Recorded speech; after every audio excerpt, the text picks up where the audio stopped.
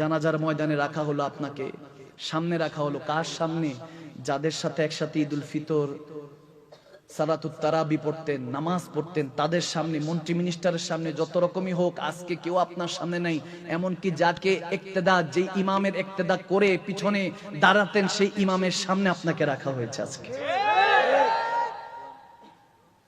আল্লাহ, কত ইজ্জত মালিক, কাদের কাছে যান? এই মুহূর্তে গিয়ে বলেন যে একটু দরকার, মাহফিলে একটু হাদিয়া দেন, এই করেন, একটু বিপদে আছি সহযোগিতা করেন, আপনাকে বলবেন বিরক্ত হবে, কালকে আসো।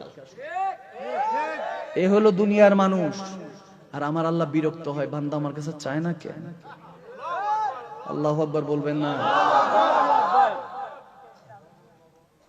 সবাই সামনে আজকে আপনাকে রাখানো হয়েছে জানাজার মাঠে, আপনি সবাই সামনে, সবাই আপনাকে নিয়ে জানাজার মাঠে সালাত আদায় করলো, আপনাকে সুন্দর করে আস্তে আস্তে